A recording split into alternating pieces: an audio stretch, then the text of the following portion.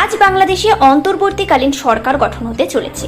আর এই অন্তর্বর্তী সরকার গঠনের আগে ভারতীয় সীমান্তে কড়া নজরদারি চালাতে বিএসএফ এর পক্ষ থেকে ঘোজাডাঙ্গা এলাকায় লাগানো হলো অত্যাধুনিক মানের সিসিটিভি ক্যামেরা।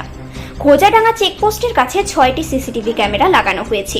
সীমান্তবর্তী এলাকা দিয়ে যে সমস্ত মানুষেরা যাতায়াত করছে তাদের ওপর কড়া নজরদারি চালানো হবে এই ক্যামেরার সাহায্যে।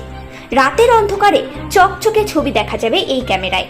নাইট ভিশন এই ক্যামেরার সাহায্যে খুব সহজেই রাতের অন্ধকারে যাতায়াতকারীদের উপর নজরদারি চালানো যাবে। অন্তর্বর্তী সরকার গঠনের পর বাংলাদেশে যদি কোনো অপ্রীতিকর ঘটনা ঘটে, সেই অপ্রীতিকর ঘটনার জেরে যাতে অনুপ্রবেশকারীরা এদেশে প্রবেশ করতে না পারে তার জন্যই এই কড়া ব্যবস্থা। তার পাশাপাশি ঘোজাডাঙ্গা চেকপোস্টে চলছে কড়া নজরদারি ও checking. Bureau report, news prime Times.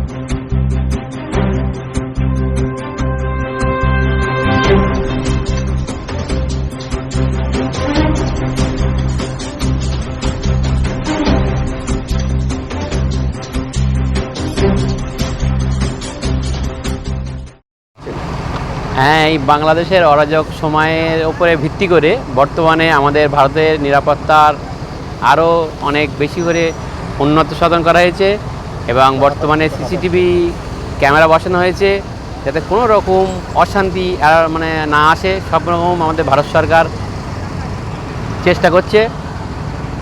আগামীতেও আমরা সেইভাবে প্রস্তুত।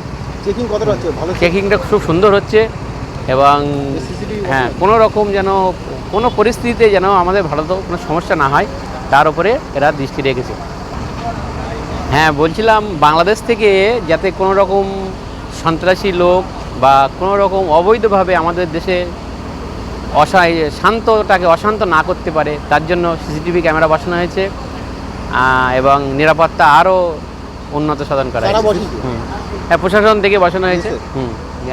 হ্যাঁ, ভারতীয় বর্ডার সিকিউরিটি ফোর্স ওনারাই সিসিটিভি ক্যামেরা বসিয়েছেন এখন।